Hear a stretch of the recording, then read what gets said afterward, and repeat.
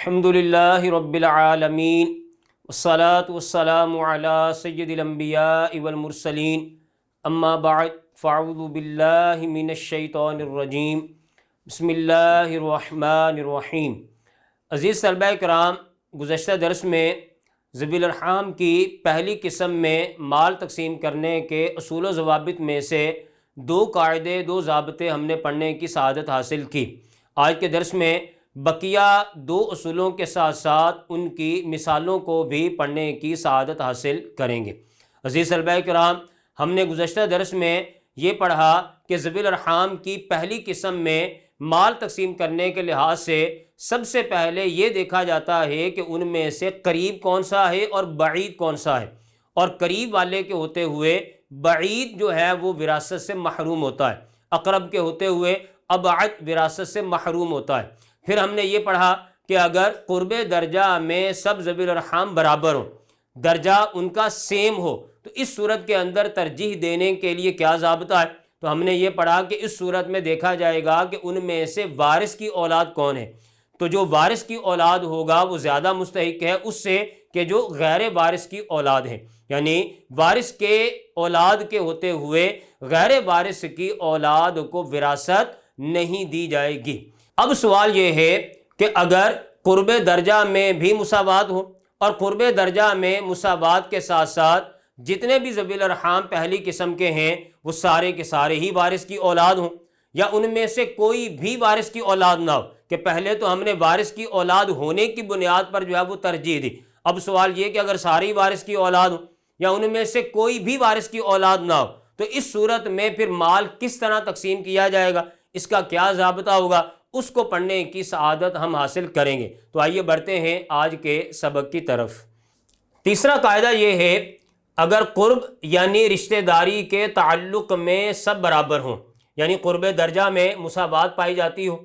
اور ان میں وارث کی اولاد کوئی نہ ہو، اور وارث جیسا کہ گزشتہ درس میں بھی تفصیل کے ساتھ بیان کیا گیا کہ وارث کی اولاد کا مطلب ذی فرض یا عصبہ کی اولاد، اور ان میں وارث کی اولاد کوئی نہ ہو، یا سب جو ہے وارث کی اولاد ہوں، یعنی سب ذوی الفروض کی یا سب جو ہے وہ عصبہ کی اولاد ہوں، تو اس صورت کے اندر مال تقسیم کرنے کا ضابطہ یہ ہے کہ مال سب میں برابر برابر تقسیم کیا جائے گا، جبکہ پہلی قسم کے تمام ذوی الارحام مرد ہوں یا پہلی قسم کے تمام ذوی الارحام جو ہے وہ عورتیں ہوں، اس صورت کے اندر مال ان کے درمیان برابر برابر تقسیم کیا جائے گا۔ اور اگر کچھ مرد ہوں کچھ عورتیں ہوں تو اس صورت کے اندر مال جو ہے وہ اس اصول کے مطابق تقسیم ہوگا، للذکر مثل حظ الانثیین، کہ مذکر کے لیے 2 حصے اور مؤنث کے لیے 1 حصہ، یعنی مذکر کا حصہ 2 مؤنثاؤں کے حصے کی مثل ہوگا، اس کے لیے ڈبل اور مؤنث کے لیے سنگل۔ تو ڈبل اور سنگل والا فارمولہ چلے گا اس وقت کہ جب ذوی الارحام کی پہلی قسم کے جو ورثاء ہیں ان میں سے کچھ مرد ہوں اور کچھ عورتیں ہوں۔ اس حکم میں یہ جو ابھی بیان کیا گیا، اس حکم میں ہمارے ائمہ کا اتفاق ہے، امام ابو یوسف، امام محمد وغیرہ سب کا اتفاق ہے، جبکہ ان ذوی الارحام کے آباء و امہات یعنی اصول، یعنی آباء و اجداد جو ہوتے ہیں وہ اصول کہلاتے ہیں، اور جو اولاد ہوتی ہے وہ فروع کہلاتی ہے، جیسے ہمارے جو ماں باپ، دادا دادی، نانا نانی، وہ ہمارے اصول کہلاتے ہیں، جبکہ بیٹا بیٹی، پوتا پوتی، نواسا نواسی یہ جو ہے وہ فروع کہلاتے ہیں۔ تو یہاں پر یہ بات بیان کی گئی کہ اس حکم میں ہمارے ائمہ کا اتفاق ہے، جبکہ ان ذوی الارحام کے آباء و امہات یعنی اصول ذکورت و انوثت یعنی مرد اور عورت ہونے کی صفت میں متفق ہوں۔ مطلب یہ ہے عزیز طلبہ کرام، یہ جو ابھی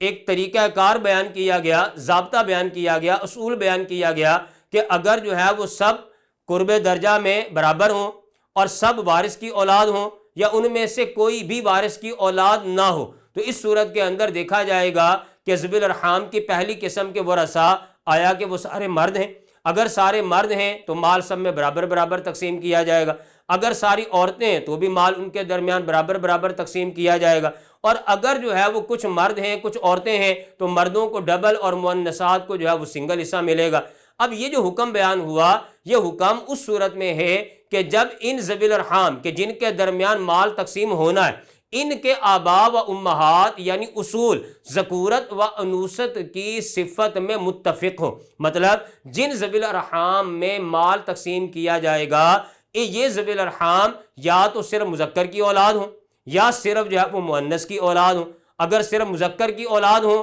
یا صرف مؤنث کی اولاد ہوں تو ہم کہیں گے کہ ذکورت و انوثت کی صفت میں اتفاق پایا جاتا ہے۔ اور اگر فرض کریں ذکورت و انوثت کی صفت میں اتفاق نہ ہو بلکہ اختلاف ہو کہ جن ذوی الارحام کے درمیان مال تقسیم کیا جا رہا ہے ان میں سے بعض مذکر کی اولاد ہیں اور بعض مؤنث کی اولاد ہیں، تو اس صورت کے اندر پھر کہا جاتا ہے کہ اصول کی صفت ذکورت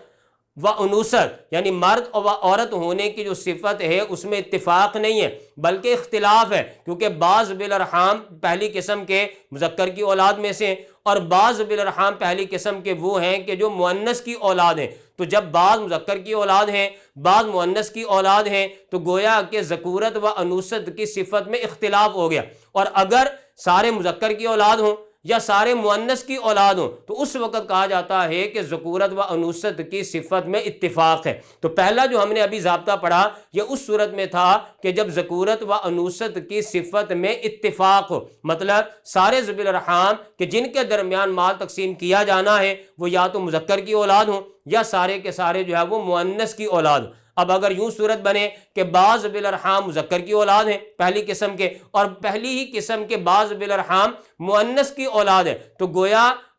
آبا و امہات یعنی اصول کی جو ذکورت و انوثت کی صفت ہے اس میں اتفاق نہ رہا بلکہ اس میں اختلاف ہو گیا۔ تو جب اختلاف ہوگا تو اس صورت میں پھر کیا حکم ہوگا، مال تقسیم کرنے کا انداز اور ضابطہ کیا ہوگا، طریقہ کار کیا ہوگا، اس کو جو ہے وہ ابھی ہم پڑھنے کی سعادت حاصل کریں گے قاعدہ نمبر 4 کے ضمن میں۔ اگر اصول کی صفات ذکورت و انوثت یعنی مرد اور عورت ہونے کے اعتبار سے مختلف ہوں، یہاں پر ہم نے پڑھا آبا و امہات یعنی اصول ذکورت و انوثت کی صفت میں متفق ہوں، اور اب متفق نہیں ہے بلکہ اب مختلف ہے کہ اصول کی جو صفات ذکورت و انوثت ہیں یعنی مرد اور عورت ہونے کے لحاظ سے ان میں فرق ہو کہ ذوی الارحام کے جن کے درمیان مال تقسیم کیا جانا ہے ان میں سے بعض مذکر کی اولاد ہیں بعض مؤنث کی اولاد ہیں، تو ذکورت و انوثت کی صفت میں اختلاف ہو گیا۔ ایسی صورت میں امام ابو یوسف رحمۃ اللہ تعالی علیہ کے نزدیک ابدان فروع کا اعتبار ہوگا، یعنی فروع کے بدن کا فروع کے جسم کا اعتبار کیا جائے گا اور مال ان کے درمیان برابر برابر تقسیم ہوگا بشرطے کہ وہ سب مرد ہوں یا سب عورتیں ہوں، اور اگر ملے جلے ہوں بعض مرد ہوں بعض مؤنث ہوں تو اس صورت کے اندر للذکر مثل حظ الانثیین کے مطابق جو ہے وہ مال تقسیم ہوگا۔ یہ جو حکم بیان ہوا ہے یہ حکم بالکل اس حکم کے عین مطابق ہے، یہاں پر بھی یہی تھا کہ مال برابر تقسیم کیا جائے گا جبکہ تمام مرد ہوں یا تمام عورتیں ہوں، یہاں پر بھی یہی ہے کہ مال ان کے درمیان برابر تقسیم ہوگا بشرطے کہ وہ سب مرد ہوں یا سب عورتیں ہوں، اور یہاں پر بیان کیا گیا اگر کچھ مرد ہوں کچھ عورتیں ہوں تو ڈبل اور سنگل والا فارمولا، یہاں پر بھی یہی ہے کہ اگر ملے جلے ہوں تو للذکر مثل حظ الانثیین کے مطابق تقسیم ہوگا، مذکر کو 2 حصے اور مؤنث کو 1 حصہ۔ مطلب یہ ہے کہ امام ابو یوسف رحمۃ اللہ تعالی علیہ نے اس صورت کے اندر بھی ابدان فروع کا اعتبار کیا ہے، جبکہ ان کے مقابلے میں جو امام محمد ہیں امام محمد رحمۃ اللہ تعالی علیہ نے ابدان فروع کا اعتبار نہیں کیا بلکہ امام محمد رحمۃ اللہ تعالی علیہ نے ابدان اصول کا اعتبار کیا ہے، جو ان کے اصول ہیں جو ان کے آبا و امہات ہیں ان کا لحاظ کرتے ہوئے مال کی تقسیم کاری انہوں نے کی ہے۔ مطلب یہ ہے کہ امام ابو یوسف رحمۃ اللہ تعالی علیہ نے تو یہاں پر ابدان فروع کا اعتبار کیا کہ ابدان فروع کو دیکھا جائے گا، اگر سارے مذکر ہیں تو مال برابر برابر، سارے مؤنث ہیں تو بھی مال برابر برابر، کچھ مرد ہیں کچھ عورتیں ہیں تو مردوں کو 2 گنا اور مؤنث کو 1 گنا جو ہے وہ حصہ دیا جائے گا، جبکہ امام محمد رحمۃ اللہ تعالی علیہ نے یہاں پر فروع کے بدن کا فروع کے جسم کا اعتبار نہیں کیا بلکہ انہوں نے اصول کے بدن اصول کے جسم کا اعتبار کرتے ہوئے مال کی تقسیم کاری کی ہے۔ مطلب اگر اصل مذکر ہے تو اصل کو 2 حصے ملیں گے اور وہ 2 حصے آگے فرع کی طرف منتقل ہوں گے، اور اصل اگر مؤنث ہے تو اس کو 1 حصہ ملے گا اور وہ 1 حصہ آگے فرع کی طرف جو ہے وہ منتقل ہوگا۔ اس کو آپ یوں سمجھیے، ویسے ہم اس کو تفصیل کے ساتھ مثالوں کے اندر بھی جا کر بیان کریں گے، لیکن ابھی چونکہ ضابطہ بیان ہو رہا ہے تو اس لیے ضابطے کے ضمن میں اس کی کچھ تفصیل بھی بیان کی جا رہی ہے۔ امام محمد رحمۃ اللہ تعالی علیہ کا موقف اصل میں یہ ہے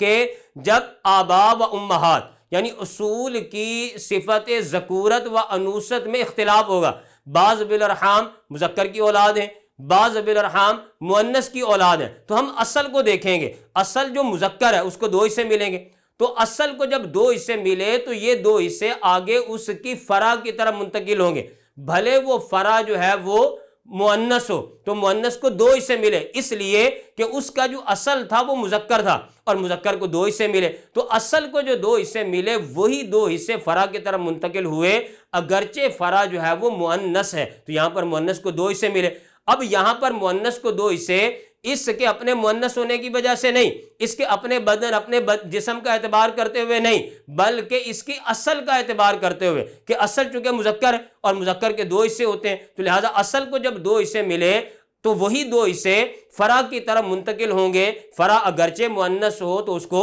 2 حصے جو نا وہ ملیں گے۔ اسی طرح امام محمد رحمۃ اللہ تعالی علیہ بیان کرتے ہیں کہ اگر اصل جو ہے وہ مؤنث ہے تو اصل مؤنث کو چونکہ ایک حصہ ملتا ہے تو یہی ایک حصہ آگے فرع کی طرف جو ہے وہ منتقل ہوگا، پھر بھلے فرع جو ہے وہ مذکر ہی کیوں نہ ہو، تو یہاں پر مذکر کو ایک حصہ ملا کیونکہ اس کی جو اصل ہے وہ مؤنث ہے اور مؤنث کو ایک حصہ ملتا ہے، تو وہی ایک حصہ جو اصل کو ملا وہی ایک حصہ آگے فرع کی طرف منتقل ہوا، وہ فرع اگرچہ مذکر ہو۔ تو یہاں پر دونوں ائمہ میں فرق یہ ہوا کہ امام ابو یوسف رحمۃ اللہ تعالی علیہ نے فروع کا اعتبار کیا ہے، جبکہ امام محمد رحمۃ اللہ تعالی علیہ نے اصول کا اعتبار کیا ہے۔ امام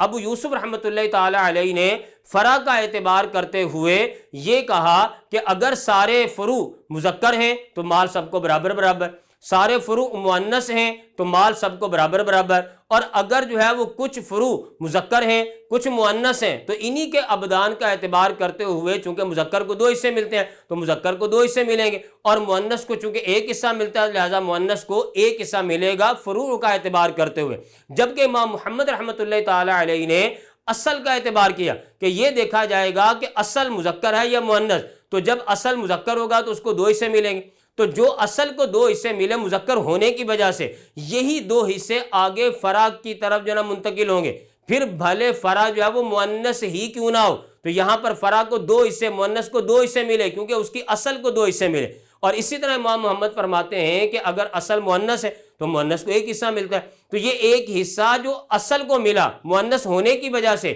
یہی ایک حصہ نیچے فرع کی طرف منتقل ہوگا، پھر بھلے وہ فرع مذکر ہی کیوں نہ ہو، تو لہٰذا یہاں پر مذکر کو ایک حصہ ملا، تو امام محمد رحمۃ اللہ تعالی علیہ کے نزدیک اصل کا اعتبار ہے، جبکہ امام ابو یوسف رحمۃ اللہ تعالی علیہ کے نزدیک فرع کا اعتبار ہے، اور فتویٰ جو ہے وہ امام ابو یوسف رحمۃ اللہ تعالی علیہ کے قول پر ہے۔ تو لہٰذا عزیز طلبہ کرام، جب بھی آپ ذوی الارحام کی پہلی قسم کا مسئلہ بنائیں گے اور اس طرح کی صورتحال پیش آتی ہے تو امام ابو یوسف رحمۃ اللہ تعالی علیہ کے قول کے مطابق اور ان کے فتوے کے مطابق جو ہے وہ آپ مسئلہ بنائیں گے۔ اب آئیے بڑھتے ہیں اس بات کی طرف کہ امام ابو یوسف رحمۃ اللہ تعالی علیہ کے قول کو کیوں لیا گیا، اس کی وجہ کو پڑھنے کی سعادت حاصل کرتے ہیں۔ یہاں پر نوٹ کے طور پر یہ بات مذکور ہے کہ ذوی الارحام کے باب میں امام اسبی جابر رحمۃ اللہ تعالی علیہ نے مبسوط میں فرمایا کہ امام ابو یوسف رحمۃ اللہ تعالی علیہ کا قول اصح ہے کیونکہ وہ سہل تر ہے۔ صاحب محیط کا بیان ہے کہ بخارا کے مشائخ نے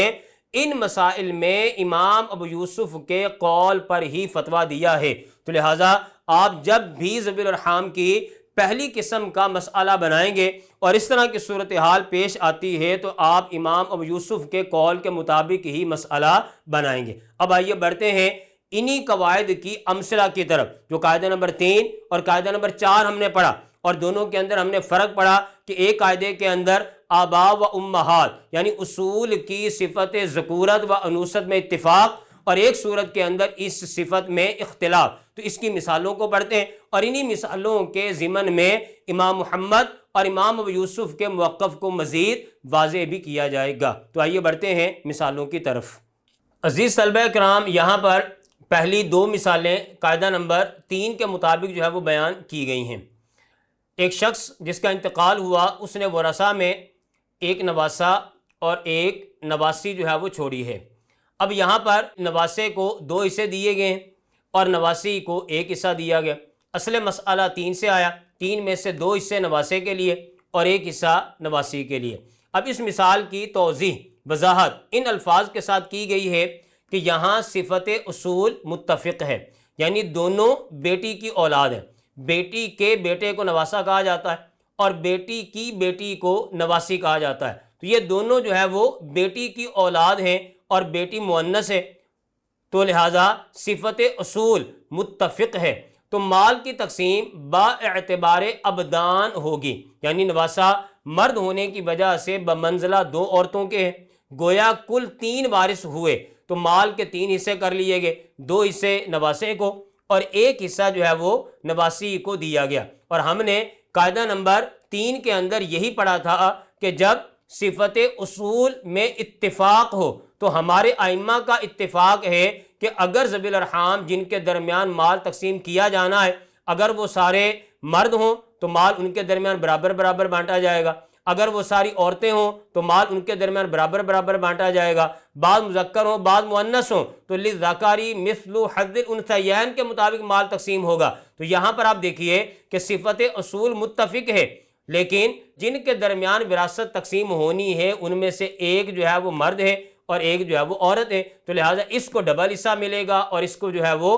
سنگل حصہ ملے گا للذکری مثل حظ الانثیین کی وجہ سے۔ اس لیے یہاں پر اصل مسئلہ 3 سے بنایا گیا، 2 حصے نواسے کو دیے گئے اور 1 حصہ نواسی کو دیا گیا صفت اصول متفق ہونے کی وجہ سے۔ عزیز طلبہ کرام، یہ دوسری مثال بھی قاعدہ نمبر 3 کی ہے کہ ایک شخص کہ جس کا انتقال ہوا اس نے ورثہ میں 2 لوگ چھوڑے ہیں، ایک ہے نواسی کے بیٹے کا بیٹا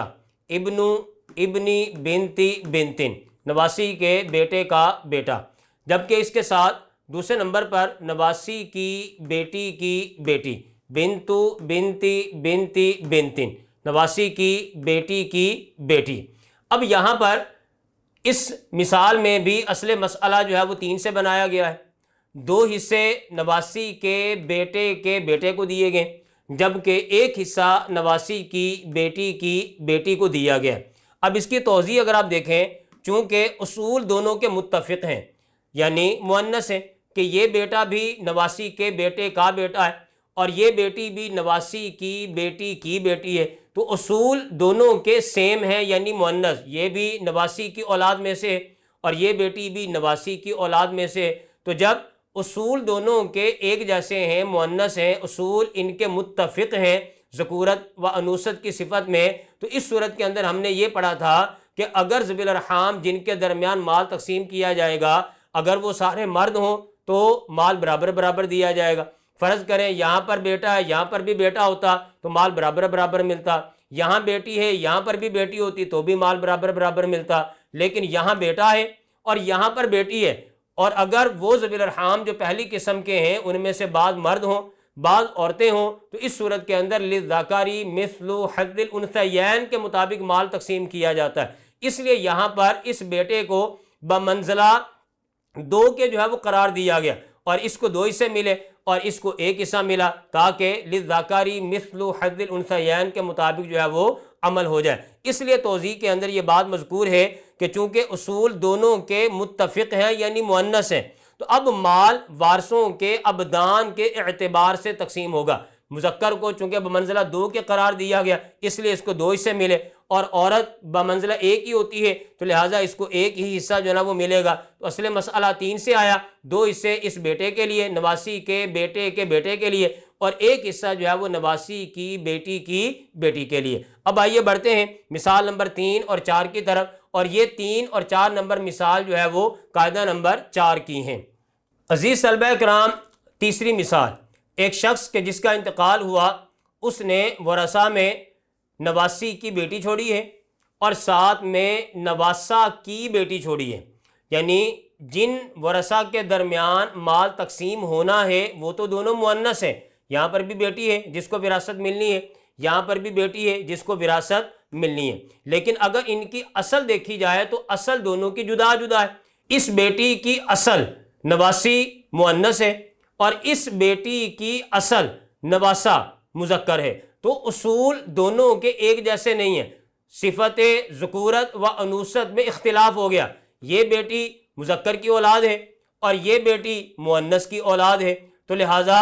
اصول دونوں کے مختلف ہونے کی صورت میں ہم نے قاعدہ نمبر 4 میں پڑھا کہ امام ابو یوسف رحمۃ اللہ تعالی علیہ نے یہاں پر بھی فروع کے بدن کا اعتبار کیا ہے، چونکہ یہاں پر بھی فرع مؤنث ہے، یہاں پر بھی فرع جو ہے نا وہ مؤنث ہے، اور ذوی الارحام کی پہلی قسم کہ جن کے درمیان مال تقسیم ہونا ہے، اگر وہ سارے مرد ہوں یا ساری عورتیں ہوں تو مال ان میں برابر برابر تقسیم کیا جائے گا، اگر کچھ مرد ہوں کچھ عورتیں ہوں تو مردوں کو ڈبل، مؤنث کو سنگل حصہ ملے گا۔ یہ ہم نے قاعدہ نمبر 4 میں پڑھا۔ امام ابو یوسف کے قول کے مطابق یہاں پر ابدان فروع کا اعتبار ہوگا، تو لہٰذا یہاں پر اس بیٹی کا اعتبار ہوگا اور اس بیٹی کا اعتبار ہوگا، اور چونکہ یہ دونوں مؤنث ہیں اور مؤنث ہونے کی صورت میں مال ان کے درمیان برابر برابر تقسیم ہونا ہے، اس لیے یہاں پر ہم نے اصل مسئلہ 2 سے بنایا، ایک حصہ نواسی کی بیٹی کو دے دیا اور ایک حصہ جو ہے وہ نواسہ کی بیٹی کو دے دیا۔ اس لیے توضیح کے اندر یہاں پر مذکور ہے کہ اس صورت میں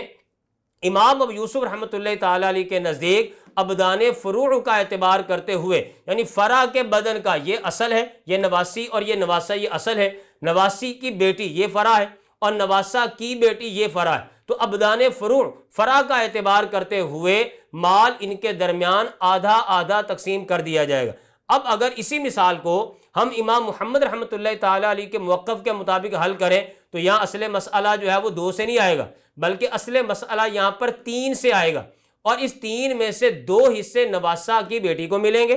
اور ایک حصہ نواسی کی بیٹی کو ملے گا، کیونکہ امام محمد نے فرع کا اعتبار نہیں کیا بلکہ انہوں نے اصل کا اعتبار کیا، اور اصل میں ایک طرف مذکر ہے اور ایک طرف مؤنث ہے، تو جو مذکر ہے اس کو 2 حصے، اور یہ جو مذکر جس کو 2 حصے ملے یہی 2 حصے اس کی فرع بیٹی کی طرف منتقل ہوں گے، اور نواسی چونکہ مؤنث ہے اس کو ایک حصہ ملنا ہے، تو یہ ایک حصہ اس کی فرع یعنی نواسی کی بیٹی کی طرف جو ہے وہ منتقل ہوگا، تو اصل مسئلہ 3 سے آئے گا۔ اس 3 میں سے 2 حصے گویا کہ نواسہ کے لیے، اور پھر نواسہ کے 2 حصے اس کی بیٹی فرع کی طرف منتقل ہو جائیں گے، اور ایک حصہ اس نواسی کے لیے، اور وہ ایک حصہ اس نواسی کی جو فرع ہے، اس نواسی کی جو بیٹی ہے اس کی طرف منتقل ہو جائے گا، تو اصل مسئلہ 3 سے 2 حصے نواسہ کی بیٹی کو اور ایک حصہ نواسی کی بیٹی کو دیا جائے گا۔ اس طرح امام محمد نے ان کے درمیان مال کی جو ہے وہ تقسیم کاری کی ہے۔ اب اسی طرح اس سے اگلی مثال اگر آپ دیکھیں،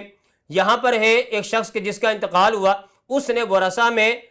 ایک طرف نواسہ کی 2 بیٹیاں چھوڑی ہیں جبکہ ایک طرف نواسی کا ایک بیٹا بھی جو ہے وہ موجود ہے۔ اب یہاں پر اگر ہم پہلے امام ابو یوسف رحمۃ اللہ تعالیٰ علیہ کے موقف کو دیکھیں جو کہ مفتہ بھی ہے، کہ انہوں نے اس صورت میں کہ جب صفت اصول ذکورت و انوثت کی صفت میں اختلاف بھی ہو تو انہوں نے فرع کا ہی اعتبار کیا ہے، تو لہذا یہاں پر انہوں نے اصول کو نہیں دیکھا کہ یہاں پر چونکہ نواسی مؤنث ہے یہاں پر نواسہ مذکر ہے تو اس کو دیکھا جائے، بلکہ نہیں، انہوں نے اصول کی صفت کو نہیں دیکھا بلکہ انہوں نے ابدان فروع کو دیکھا کہ ابدان فروع میں چونکہ یہاں پر 2 بیٹیاں ہیں اور یہاں پر ایک بیٹا ہے، اور بیٹے کا حصہ چونکہ ڈبل ہوتا ہے، بیٹیوں کا حصہ جو ہے وہ سنگل ہوتا ہے، اصل مسئلہ 4 سے بنایا جائے گا۔ 4 میں سے 2 حصے نواسی کے ایک بیٹے کو مذکر ہونے کی وجہ سے ملیں گے، اور 4 میں سے 2 حصے ان 2 بیٹیوں کو، ہر بیٹی کو ایک ایک حصہ دیا جائے گا، تو ہر بیٹی کا ایک ایک حصہ، اور اس کا ڈبل 2 ہے تو وہ 2 حصے جو ہے نا وہ اس بیٹے کو مل گئے۔ تو امام ابو یوسف رحمۃ اللہ تعالی علیہ نے یہاں پر ابدان فروع کا اعتبار کرتے ہوئے 2 بیٹیوں کو 2 حصے دیے، ہر بیٹی کو ایک ایک، اور یہاں پر بیٹے کو بھی 2 حصے ملے، مذکر ہونے کی وجہ سے اس کا حصہ ڈبل ہو گیا، للذکر مثل حظ الانثیین، جیسا کہ ہم نے قاعدہ نمبر 4 کے اندر پڑھا کہ اگر اصول کی صفت ذکورت و انوثت مختلف بھی ہو تو بھی امام ابو یوسف رحمۃ اللہ تعالی علیہ نے ابدان فروع کا اعتبار کرتے ہوئے یہ قاعدہ بیان کیا کہ اگر سارے ورثہ جن کے درمیان مال تقسیم ہونا ہے اگر وہ مرد ہوں یا اگر وہ عورتیں ہوں تو مال ان کے درمیان برابر برابر، اگر کچھ مرد ہوں کچھ عورتیں ہوں تو اس صورت میں للذکری مثل حظ الانثیین کے مطابق عمل ہوگا، اور یہاں پر یہی کیا گیا کہ ان کو سنگل حصہ دیا گیا اور اس کو ڈبل حصہ دیا گیا۔ اس لیے یہاں پر توضیح کے اندر بھی یہ بات مذکور ہے کہ اس صورت میں بھی امام ابو یوسف رحمۃ اللہ تعالی علیہ کے نزدیک وارثوں کے ابدان کا اعتبار کرتے ہوئے، وارث یہ 2 بیٹیاں ہیں اور یہ 1 بیٹا ہے، ان کے ابدان کا اعتبار کرتے ہوئے نواسی کے بیٹے کو نواسہ کی 2 بیٹیوں کے برابر قرار دے کر، چونکہ اس کا حصہ ڈبل ہونا ہے اس لیے نواسی کے بیٹے کو نواسہ کی 2 بیٹیوں کے برابر قرار دے کر 2 حصے نواسی کے بیٹے کو اور 1 نواسے کی دونوں بیٹیوں کو دیا جائے گا۔ اب اگر ہم اسی مثال کو امام محمد رحمۃ اللہ تعالی علیہ کے موقف کے مطابق حل کریں تو چونکہ انہوں نے ابدان فروع کا اعتبار نہیں کیا، انہوں نے ابدان اصول کا اعتبار کیا، تو یہاں پر چونکہ اصل نواسہ مذکر ہے، یہاں پر اصل نواسی مؤنث ہے، تو لہٰذا یہاں پر اس نواسے کو ملیں گے 2 حصے، اور یہ 2 حصے اس کی 2 بیٹیوں اس کی فرع کی طرف منتقل ہوں گے، 1 حصہ ان بیٹیوں کو ملے گا اور اس نواسی کو ملے گا 1 حصہ، اور وہ 1 حصہ اس نواسی کی فرع یعنی بیٹے کی طرف منتقل ہوگا۔ یعنی اس مثال کو امام ابو یوسف نے یوں حل کیا کہ اصل مسئلہ 3 سے آئے گا، 3 میں سے 2 حصے ان 2 بیٹیوں کو اس لیے ملے کیونکہ ان کی اصل مذکر ہے اور مذکر کو 2 حصے ملتے ہیں، تو لہٰذا اس کے 2 حصے اس کی فرع کی طرف منتقل ہو گئے، اور اس نواسی کو 3 میں سے 1 حصہ ملے گا اور وہ 1 حصہ اس کی آگے فرع یعنی بیٹے کی طرف منتقل ہوں گے۔ تو باوجود یہ کہ یہ بیٹا ہے مذکر ہے لیکن اس کو 2 حصے نہیں ملیں گے بلکہ 1 حصہ ملے گا کیونکہ اس کی اصل مؤنث ہے، اور یہ جو 2 بیٹیاں ہیں ان کو 1 حصہ ملا اس لیے کہ ان کی اصل جو ہے وہ مذکر ہے اور مذکر کو 2 حصے ملتے ہیں، تو وہ 2 حصے جو ہے وہ اس کی 2 بیٹیوں کی طرف منتقل ہو گئے، 1 حصہ جو ہے وہ ان کو مل گیا۔ تو امام محمد کے نزدیک اصل مسئلہ 3 سے آئے گا، 3 میں سے 2 حصے 2 بیٹیوں کے لیے اور 1 حصہ نواسی کے 1 بیٹے کے لیے، جبکہ امام ابو یوسف رحمۃ اللہ تعالی علیہ کے نزدیک اصل مسئلہ 4 سے آئے گا، 4 میں سے 2 حصے اس 1 بیٹے کو مذکر ہونے کی وجہ سے مرد ہونے کی وجہ سے ڈبل حصہ ملا، اور باقی جو 2 حصے ہوں گے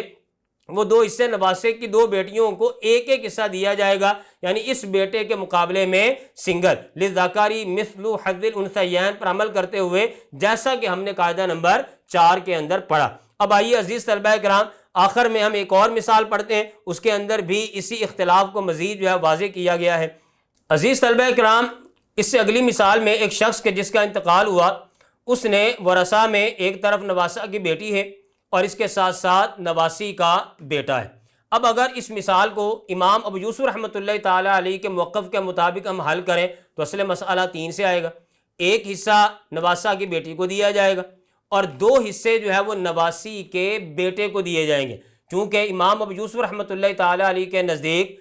اس وقت کہ جب اصول کی صفت ذکورت و انوثت میں اختلاف ہو تب بھی ابدان فروع کا اعتبار ہوگا، جیسا کہ یہاں پر اصل مذکر ہے، یہاں پر اصل مؤنث ہے، تو یہ مؤنث کا بیٹا ہے اور یہ مذکر کی بیٹی ہے، تو اصول کی جو صفت ہے اس میں اختلاف ہے، تو اصول کی صفت میں اختلاف ہونے کے باوجود امام ابو یوسف رحمۃ اللہ تعالی علیہ نے ابدان فروع کا اعتبار کرتے ہوئے اس بیٹی کو 1 حصہ دیا اور بیٹے کو 2 حصے دیے، کیونکہ بیٹا مرد ہونے کی وجہ سے 2 کے بمنزلہ ہے، اس کو جو ہے وہ 2 حصے ملیں گے اور بیٹی کو اس کے مقابلے میں سنگل حصہ جو ہے وہ دیا جائے گا، اور اصل مسئلہ جو ہے وہ 3 سے آئے گا۔ اس لیے یہاں پر یہ مذکور ہے کہ یہ امام ابو یوسف رحمۃ اللہ تعالی علیہ کے نزدیک ہے۔ اب اگر اسی مثال کو ہم امام محمد رحمۃ اللہ تعالی علیہ کے موقف کے مطابق حل کریں تو اصل مسئلہ یہاں پر جو ہے وہ 3 سے آئے گا، 3 میں سے 2 حصے نواسہ کی بیٹی کو ملیں گے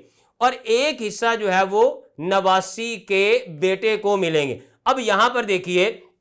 ان کے نزدیک بھی اصل مسئلہ 3 سے تھا، ان کے نزدیک بھی اصل مسئلہ 3 سے ہے، لیکن یہاں پر فرق ہو گیا، یہاں پر امام ابو یوسف نے نواسہ کی بیٹی کو 1 حصہ دیا اور نواسی کے بیٹے کو 2 حصے دیے، جبکہ امام محمد نے نواسہ کی بیٹی کو 2 اور نواسی کے بیٹے کو 1، اس لیے کہ امام محمد رحمۃ اللہ تعالی علیہ نے فرع کا اعتبار نہیں کیا کہ یہ بیٹی ہے یہ بیٹا ہے، اس کا اعتبار نہیں کیا، بلکہ ان کی اصل کا اعتبار کیا کہ اس بیٹی کی اصل نواسہ مذکر ہے اور مذکر کو 2 حصے ملیں گے اور وہی 2 حصے اس کی فرع بیٹی کی طرف منتقل ہو جائیں گے، اور اس بیٹے کی اصل نواسی مؤنث ہے اور مؤنث کو ایک حصہ ملتا ہے تو وہ ایک حصہ اس کی فرع اس کے بیٹے کی طرف منتقل ہو جائیں گے. لہٰذا ان کے نزدیک بھی اصل مسئلہ 3 سے، لیکن 3 میں سے 2 حصے نواسہ کی بیٹی کو اور ایک حصہ نواسی کے بیٹے کو. اور امام ابو یوسف کے نزدیک بھی اصل مسئلہ 3 سے، 3 میں سے ایک حصہ نواسہ کی بیٹی کو فرع کا اعتبار کرتے ہوئے اور 2 حصے نواسی کے بیٹے کو یہاں پر بھی